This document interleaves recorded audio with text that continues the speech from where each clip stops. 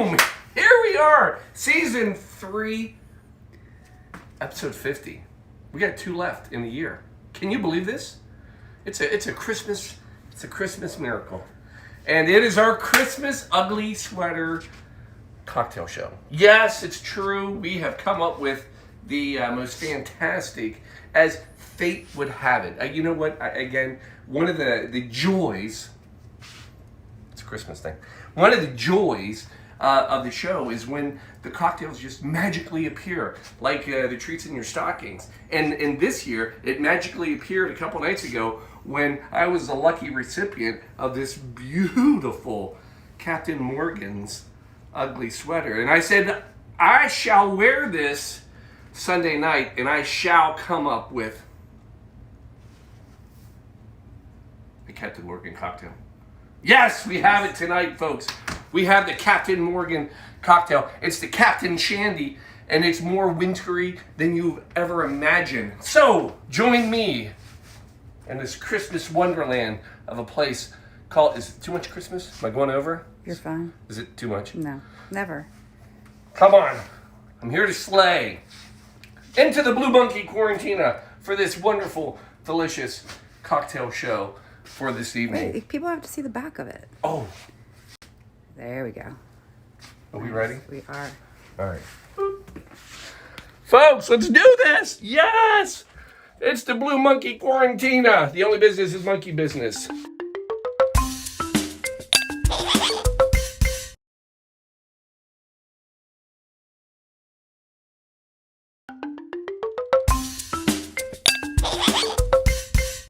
Ah, it's so good we had to do it twice. I love it. It's your Christmas bonus. Folks, here we are. Yes, it's true. We have Captain Morgan. We're doing a Captain Shanty tonight. Or Captain Shandy. And I'm going to tell you why it's Christmassy. So first of all, we got to go back to 1650. That's when Captain Morgan's rum found their pirate. Yes, that's a real captain on there. That is actually Sir Henry Morgan. Yeah, just so you know, Captain Morgan rum, 1944. Yeah, this is way, but you know me, I like my history. So, but that's a real guy. That's named after a real person. That is Sir Henry Morgan, which sounds like a very ferocious pirate, doesn't it? You know, here comes Pirate Henry. Oh, I've lost Shelby. She's not even paying attention. This is just me. But in fact, I'm running the show. You are, I know, but we still have to. I know. Is it working? It is working. All right, I was verifying because this is the first time we've done it with the new speed. That's right. So we are hardwired in, folks. Yes. That's my Christmas present to you. You're welcome. Yes. So back to our ferocious Pirate Henry. You can already see why Captain Morgan sounds so much better than Pirate Henry. And to be fair, he was a real pirate, but in fact, he was actually a privateer. Paul, what's the difference between a privateer and a pirate? Well, a pirate goes and rapes and pillages and plunders and does all that and gets in trouble. But if you're a privateer, that means the government is paying you to do it. So you're actually allowed to do all those things. And that's what he did. He was smart. See, Captain Morgan, Henry Morgan, was actually hired by the British to basically ward off the Spaniards, any Spanish thing that they had out there. So, and he was good. He attacked the Spanish frequently. A couple stories just so you can hear how ruthless he is and how feared he was. He actually overtook 3 islands, well 2. On the 3rd island, he was having trouble. So what he did, he actually paused for a second. No, not from... What? Well, what's he trying to get? A peanut. Oh, you're kidding me. Good Lord. Sorry, dog. We're back. Oh, I love it. You had the bed cam on. Yeah, I don't know what he's doing. Anyway. You probably want to go get that for him. He's going to keep going for it. Where is it? I don't see it. It's under the table. Do you see it? No. There you go. Hand was on it. There's nothing there. There is. Tell me there's nothing. There you go. Got it. Can dogs have peanuts? Yes, dogs can have peanuts. Peanut butter. Okay, back to the show. So the third island, he's having trouble. So what he did, the island, it was very heavy Catholic oriented. He actually took all of the Catholic nuns and used them as a shield to enter the island, knowing that no one would shoot on him and his men if he had all these nuns up in the front. Good stuff. It worked. Another story, ready for this one? There's a port in Panama called the Portobello, not related to the mushroom. And Portobello, the governor, was fearful that Captain Morgan was going to come take the port over. So Captain Morgan knew he was going to be feared. So he actually sent a ransom saying, if you pay me all this money, then I won't come take the port from you. And in with the ransom letter, he also sent his own pistol. And he told the governor that if he decided not to do this, that he was giving him his pistol because he knew it would be so easy to come take the port that he would just pick it up when he took over the port. So anyway, they paid the ransom. Paul, all right, fine. Now you know all about the real Captain Morgan. There's a lot more. But what does that have to do with a shandy? My understanding with a shandy, it is a very summer drink, and it's beer, and there's no rum in it. You're kind of right. But I'm going to make this a winter drink, and here's how. First of all, 1800s is when the shandy was created, and it was actually first mentioned in wondrous terms by none other than, Shelby, you ready for this? I'm holding my breath. Charles Dickens. No. Yep. You know what else Charles Dickens wrote? Go on. You know this. Christmas Carol, yeah. So that Charles Dickens actually in early 1800s wrote about the shandy and what a delicious cocktail with beer it was. So there's your first nod to Christmas. Here's the second one. The original name was not shandy. It was actually known as the shandy gaff. Now they got rid of the gaff, just shortened it over years. But it's important to know what gaff actually, what they believe it stood for. See, gaff is a portmanteau. I'm throwing big words around. You are. Yeah, portmanteau. So what's a portmanteau? A portmanteau is a word that is basically derived by squishing two words together. You may recognize brunch, breakfast and lunch. That, my dear wife, is a portmanteau. Smog, smoke and fog, portmanteau. Motel, motor lodge, hotel, motor car, portmanteau. Didn't know it was Motor Lodge. The gaff at the end, the shandy gaff, people believe that was a portmanteau. And what it stood for, get ready to have your mind blown, ginger and half. No. See, a shandy was not originally made with lemonade, which is what everybody believes a shandy is. It was originally made with ginger, as in ginger ale, and half of the drink was ginger ale. That's the gaff part. Huh. Yeah. And ginger, my other winter wonderland, is kind of a popular thing at Christmas time. I mean, gingerbread, please, come on, gingerbread house. Anyway, there's my tie. Paul, but wait a second, I still don't believe you. I'm pretty sure a shandy is beer and lemonade. Here's where you have to know a little bit more history, and I'm going to give it to you. You've all heard of a radler. We drank radlers. The radler, which came later, was actually what we think of as a shandy now. They're very similar. But the radler actually has very, very good history, because the radler was in the 1900s. Enter Frank Kugler, German. And Frank Kugler owns an inn. And one fine day, he is visited by this huge group of cyclists, as in bicyclists. And they basically just take over the inn, and they all want beer. Well, here's the problem. He doesn't have enough beer. So the radler was built out of necessity, because what he had was a good bit of beer and a lot of lemonade.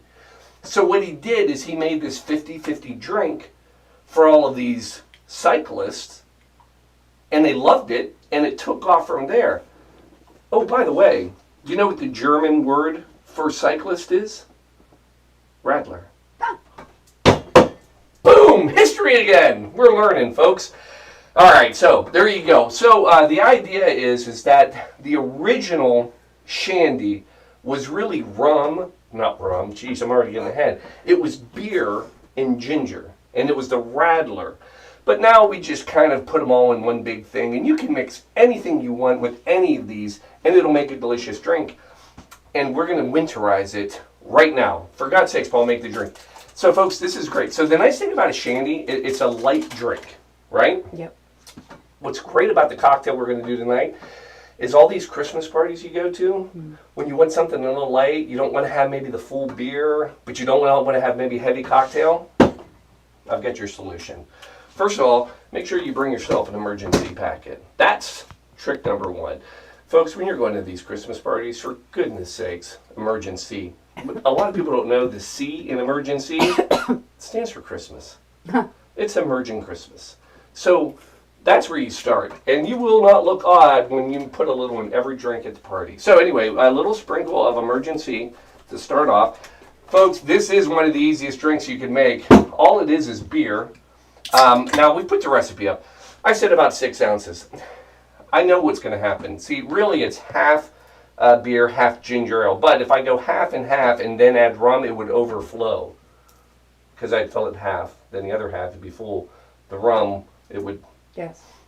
About 6 ounces. About half. So you can go with anything. An ale, a pilsner. Lighter beers are best.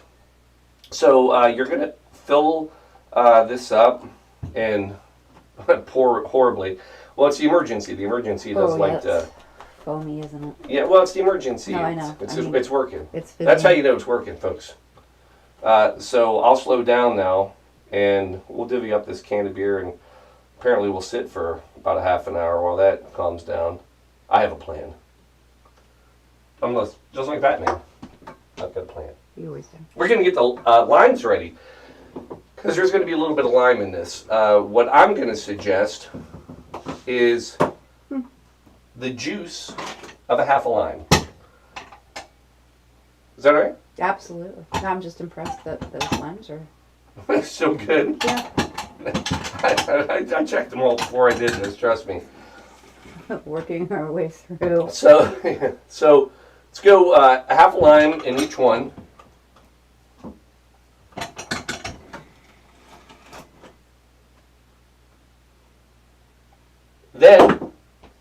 Then your ginger ale.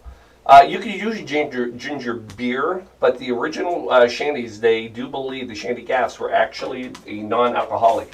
Now what I've done, because I love Shelby so much, no calorie. Well, it's also what's in the house. Huh? I said it's also what's in the house. She may have got me on that one. All right.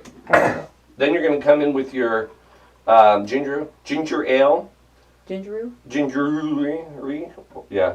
Long night last night, folks. Oh, it's not like Trafalgar. Oh. We're going to do an episode one time with just words I can't pronounce. At least not well.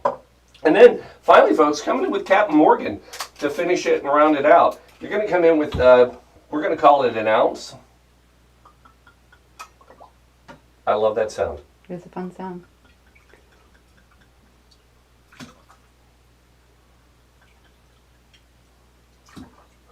And then what I would suggest is take the spent lime. I would drop it in. That's your garnish. We're not animals. Although it kind of looks like you're an animal when you drop half of a lime in. It's like a little island floating. It is. It's a Caribbean island that Captain Morgan probably would try to take from us by throwing the nun in front of us so we can't attack him. Anyway, folks, there it is. That is your Captain Shandy. I'm going to give it a try. Oh, third reason this is it's spiced rum. So it's got that holiday flavor. I will say, I'm not the biggest Captain Morgan, but man, in holidays, it's great. Because it's just got that little bit of spice. You can do ginger and all that stuff. Folks, this is an easy, light drink, you know? Oh, that's good stuff. Right here. Look at that. Get it? Boop. Merry Christmas. Now, we got to give Captain Morgan a little bit of credit, right? Because I think a lot of people sometimes put Captain Morgan on a lower rum level. And we've done some good rums. Mm-hmm. This is like medically approved. And here's what I mean by that. True story. I'm leaving you with a true Christmas story. So, you're probably all familiar, and I know I am as I get older, about the fear of dislocating a hip.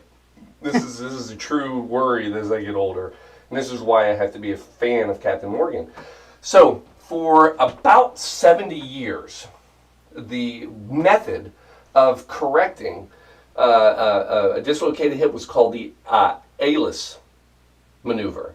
And basically, the ALIS maneuver was you had to lay the patient, the old guy with the dislocated hip, onto a gurney, and then the doctor would have to stand above him, straddle him, and then they'd have to like basically shove the leg back up. It was a hard process, but for 70 years, that's how you did it.